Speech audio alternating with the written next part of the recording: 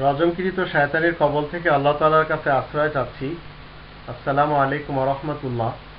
আপনাদের উপরে আল্লাহ তাআলার পক্ষ থেকে শান্তি এবং নিরাপত্তা নাজিল হোক, এটি আমি চাই। কাবা শরীফকে আল্লাহ তৈরি করেছেন। কাবাকে বানানোর উদ্দেশ্য কি এবং কাবা কেন তিনি সৃষ্টি করেছেন, তৈরি করেছেন? কোরআনের ৫ নম্বর সূরা আল মাইদা এর ৯৭ নম্বর আয়াতে আল্লাহ বলছেন, পৃথিবীতে একটি মতবাদ রয়েছে যে কোনো বিশেষ একজন নবী এই কাবাকে তৈরি করেছেন, এই কাবার মিস্ত্রি ছিলেন। তো আল্লাহ বলছেন, জাআল আল্লাহুল কাবাতাল বাইতাল হারাম কিয়ামান লিন্নাস। আল্লাহ নিজেই কাবাকে তৈরি করেছেন। উদ্দেশ্য হলো মানুষকে সঠিক পজিশনে যেন দাঁড় করানো যায়, এই জন্য আল্লাহ তাআলা এই কাবাকে তৈরি করেছেন। ৩ নম্বর সূরা আল ইমরানের ৯৬ নম্বর আয়াতে আল্লাহ বলছেন, প্রথম ঘর নিয়ে, প্রথম কিবলা নিয়ে যারা দ্বিধা দ্বন্দ্বে ফেসে গেছে, তাদের এই দ্বিধা দ্বন্দ্ব, এই সন্দেহ দূর করার জন্য আল্লাহ বলছেন, ইন্না আউওয়ালা বাইতিন উযিয়া লিন-নাস লাল্লাযী বিবাক্কাতা মুবারাকান ওয়া হুদাল লিল আলামিন। এই ঘরটি সকল মানুষের জন্য প্রথম ঘর হিসেবে আল্লাহ তৈরি করেছেন, হিদায়াতের কেন্দ্র হিসেবে রেখেছেন, পবিত্র রেখেছেন। এই ঘরের নিচে কোনো মূর্তি নেই, এই ঘরের ভিতরে কোনো মূর্তি নেই, এই ঘরের আশেপাশেও কোনো মূর্তি নেই। কিন্তু মানুষের মাথার মধ্যে মূর্তি রয়েছে ওই ঘরের ব্যাপারে। হিন্দুস্তানের অনেক লেখকদের, অনেক বক্তাদের, কাহিনদের মাথার মধ্যে ঢুকে আছে যে কাবার ঘরের নিচে মূর্তি রয়েছে। এগুলি তাদের খেয়ালি ধারণা। এই ঘরটি মানুষকে সবসময় হিদায়াত করে, এই ঘরটি পবিত্র, মানুষকে নিরাপত্তা দেয়, নিরাপদ দেয়। এবং যে ঘরটি নিরাপদের স্থান, সেখানে কোনো মানুষের মতবাদের ক্ষুধাদেরকে দাফন করে রাখবে, সেটা কখনো হবে না এবং কেউ করেনি। ইব্রাহিম রাসূল মানুষের মাথার ভিতর যে ৩৬০টি মূর্তি থাকে, সেগুলিকে তিনি তার এই মূর্তিদের, যিনি সৃষ্টিকর্তা, যিনি সবার চেয়ে বড়, তার মাধ্যম দিয়ে এগুলিকে খণ্ডন করেন। ২ নম্বর সূরা আল বাকারার ১২৭ নম্বর আয়াতে ইব্রাহিম রাসূল কাবা থেকে ইসলামের ফাউন্ডেশন, কায়দা কানুন, বুনিয়াদ, ভিত্তি মানুষের সামনে তুলে ধরেছেন। তাই বলা হচ্ছে, ওয়াইদ ইয়ারফাউ ইব্রাহিমুল কওয়াইদা মিনাল বাইতি ওয়া ইসমাঈল রব্বানা তাকাব্বাল মিন্না ইন্নাকা আনতাস সামিউল আলিম।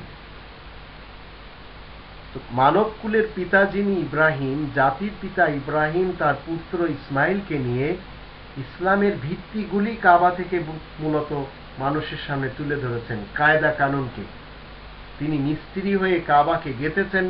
এ ধরনের মতবাদ মানুষের রয়েছে, কিন্তু কোরআনের এই আয়াতকে গোপন করার জন্য ওই ধরনের মতবাদ মার্কেটে ছড়ানো হয়েছে।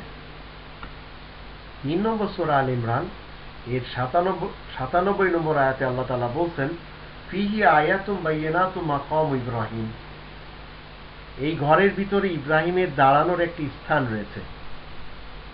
ওমান দাখালাহু কানা আমিনা। এই ইব্রাহিমের দাঁড়ানোর স্থানে যারা প্রবেশ করবে তারা নিরাপদে থাকবে, নিরাপত্তায় থাকবে। সেটা কি জিনিস? ২ নম্বর সূরা আল বাকারার ১২৫ নম্বর আয়াতে আল্লাহ বলছেন, ওয়াত্তাখিযু মিন মাকাম ইব্রাহিম মুসাল্লা। ইব্রাহিমের দাঁড়ানোর স্থান থেকে কায়েমকৃত সালাত নিয়ে নিবে। তো কায়েমকৃত সালাত ইব্রাহিমের দাঁড়ানোর স্থান থেকে মানুষেরা যদি নিয়ে নেয়, তাহলে নিরাপদে এসে যাবে। নামাজের সিস্টেম হাজার রকমের থাকবে না পৃথিবীতে। বিভিন্ন মতবাদের নামাজ থাকবে না, বিভিন্ন মযহাবের নামাজ কেউ পড়বে না। মুসলিমরা তো কখনো পড়েনি, পড়েও না, পড়বেও না। তো আল্লাহ বলছেন, ওয়ালিল্লাহি আলান নাসি হিজ্জুল বাইতি মান ইসতাতা ইলাইহি সাবিলা ওয়া মান কাফারা ফাইনাল্লাহু গনিয়্যুন আনিল আলামিন। যে ব্যক্তির এখানে আসা যাওয়ার যাতায়াতের খরচ রয়েছে, সে যেন হজে আসে। এখন হজ করার জন্য যদি আপনি চাঁদা করে যান, কর্জ করে যান, বদল হজ করেন, দেশের অর্থ সম্পদ নষ্ট করে যান, তো এই সব লোকদেরকে সেখানে যাওয়া নিষেধ। সেখানে যাতায়াতের ক্ষমতা যার রয়েছে সেই কেবল যাবে। আপনি নিজের উপরে জনগণের অর্থ উপার্জন করে, জনগণের অর্থ আত্মসাৎ করে নিজের উপরে হজ খরচ করছেন, অবৈধভাবে আপনি ওকালতি করে বা অবৈধ বিচার করে বিচারপতি হয়ে আপনি নিজের উপরে সেখানে যাওয়াটাকে ফরজ মনে করছেন, আপনার সেখানে যাওয়াই নিষেধ। কারণ আপনি কি করছেন, আপনার অর্থের মধ্যে ভেজাল রয়েছে। তো ভেজাল অর্থ দিয়ে আপনি হজে যাবেন, সেই হজ কখনো হবে না। এই দুর্নীতিবাজ নেতারা যদি সেখানে না যায়, কর্মীরা যদি না যায়, যাদের কারণে মানুষ মরছে দেশে, যাদের কথায় মানুষ মরছে দেশে, যাদের কারণে মানুষ অপমান অসম্মান হচ্ছে, তাদেরকে ওই ঘরের ধারে কাছে যাওয়াও নিষেধ। কারণ তারা আল্লাহ তাআলার আয়াতের সাথে শরিক করছে। আর আল্লাহ তাআলার আয়াতের সাথে যারা শরিক করবে এমন মুশরিকদেরকে আল্লাহ রাব্বুল আলামিনের ঘরে যাওয়াই নিষেধ। এই কথাটি আল্লাহ রাব্বুল আলামিন কোরআনের ভিতর বলে দিয়েছেন। কোরআনে যদি আমরা দেখি, কোরআনের 9 নম্বর সূরা তাওবা এর একটি আয়াতে আল্লাহ তাআলা বলছেন, 28 নম্বর আয়াত, ইয়া আইয়ুহাল্লাযীনা আমানু ইন্নামাল মুশরিকুনা নাজাসুন। তোমরা যারা মুমিন রয়েছে তোমরা শোনো, মুশরিকরা তারা নিরেট নাপাক, ফালা ইয়াকরাবুল মাসজিদাল হারাম, তারা যেন মসজিদুল হারামের ধারে কাছেও না আসে। বাদা আমিম হাযা, এই স্লোগান আল্লাহ তাআলার পক্ষ থেকে শোনার পর, এই বছর থেকে। এখন সেখানে দুর্নীতিবাজ দুষ্কৃতিকারীরা ভরে যাচ্ছে। ডিপ্লোম্যাটিক পার্সনসগুলি, যাদের কারণে মানুষ মরছে, তারা সেখানে যেয়ে ঘুরে আসছে। আসার পর নিজেদের নামের সাথে হাজি লাগাচ্ছে এবং দেশে এসে তারা মানুষ খুন করছে। আর যেসব মহিলারা যাচ্ছে তারা মাথা নেড়ে করছে না। কোরআনে 2 নম্বর সূরা আল বাকারার 196 নম্বর আয়াতের দৃষ্টিতে পুরুষ হোক অথবা মহিলা, তাদের মাথা নেড়ে করতে হবে। এই অর্ডার আল্লাহ তাআলার। যাদের মাথায় সমস্যা থাকবে তারা সেখানে 3টি রোজা রাখবে, আর ঘরে এসে 7টি 10টি রোজা রেখে ফিদিয়া দিবে।